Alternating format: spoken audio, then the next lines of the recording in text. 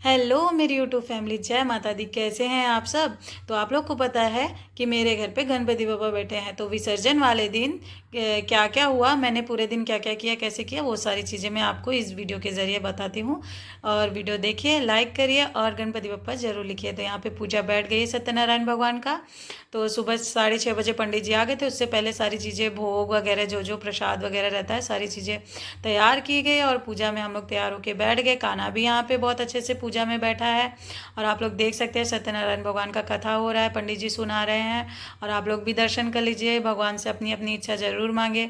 और घर में पूजा पाठ होता है ना गाइस, तो बहुत ही अच्छा माहौल होता है, बहुत अच्छा लगता है, एक सुकून मिलता है। और जब गणपति बप्पा का विसर्जन हो जाता है, जैसे नवरात्र में 9 देवी दुर्गा माती हैं, तभी भी बहुत अच्छा लगता है, गरबा वगैरह होता है।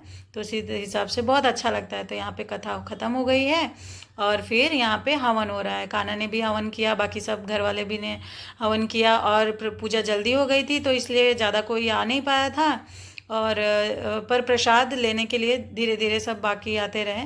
फिर हम लोग ने सबको प्रसाद भी दिया, यहाँ पे पूजा वूजा किया, पैर वैर पड़ा, पंडित जी की भी विदाई की। और फिर उसके बाद मैं खाना बनाने के लिए, मतलब मैं मेरी ननद, हम लोग मिल के खाना क्या क्या बनाए आपको दिखाते हैं। तो यहाँ पे 35 40 के लमसम लोगों का खाना बना था। तो यहाँ पे मैंने काबुली चना भिगा दिया है। और काबुली चना को रात को ही भिगाया था। तो यहाँ पे सुबह मैं उबालने के लिए इसमें थोड़ा सा, मतलब काबुली चना डाल के उसमें थोड़ा सा खाने वाला सोडा डालूंगी, जिससे बहुत अच्छा पक जाता है। और उसमें आलू कट करके भी डाल सकते हैं आप, वैसे भी छील के डाल सकते हैं, छिलका सहित भी डाल सकते हैं। तो यहाँ पे मैंने कुछ इस तरीके से किया है ताकि निकाल के जल्दी मैश कर दूँ। और नमक डाल दिया है। तो यहाँ पे मैं खड़े मसाले भी डालूंगी, जिसका टेस्ट बहुत अच्छा आता है, और चाय पत्ती भी डाल दूंगी। तो जब मैं पोटली बना के भी डालती थी, पर उस समय घाई था तो जल्दी जल्दी मैं ऐसे ही किया। तो कुकर लगा दिया, 3 सीटी 4 सीटी के बाद कुछ इस तरीके से बहुत अच्छा पक गया है। तो यहाँ पे मैंने लहसुन, अदरक, सारी चीज़ें, मतलब प्याज, ये सब चीज़ें कर ली। यहाँ पे मैंने दूध गर्म कर दिया। अब खीर बनाने के लिए चावल धो लिया है, चावल को भून के अच्छे से घी में, और मैं खीर की तैयारी करूँगी। मैं अब पूरा डिटेल में वीडियो नहीं शूट कर पाई क्योंकि घर पे सब लोग आ रहे थे। तो यहाँ पे हमारी काबुली चना की सब्जी बहुत ही टेस्टी, प्रसाद जब बनता है ना भंडारे वगैरह का, या फिर ऐसे ही नॉर्मली पूजा पाठ, तो बहुत अच्छा टेस्ट आता है गाइस। आप लोग देख सकते हैं कितना टेस्टी बना है।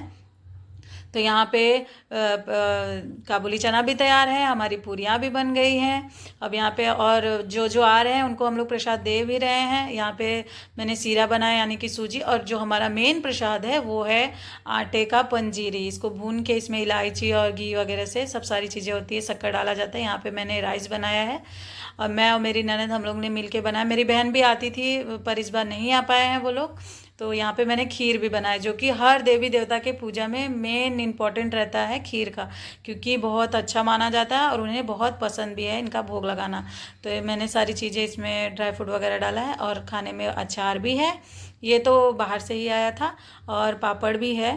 तो जैसे जैसे खाना बनता गया, सब लोग आते गए, प्रसाद लिए, और फिर हम लोग ने खाना भी खिलाया सबको जो जो आते गए।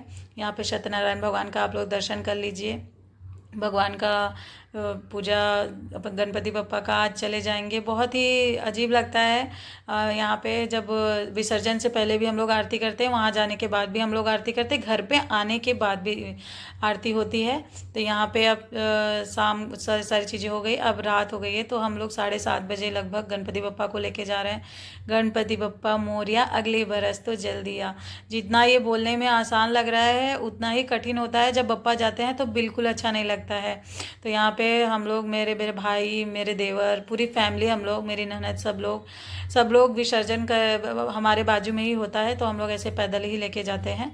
और गणपति बप्पा सबकी इच्छा पूरी करे। बहुत ही बदलते वो मंगलकारी ये हैं ही खुद ही।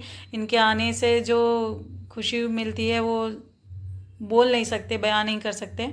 तो आप लोग देख सकते हैं यहाँ पे कान्हा भी बहुत खुश था, सबको बाय बोल रहा था।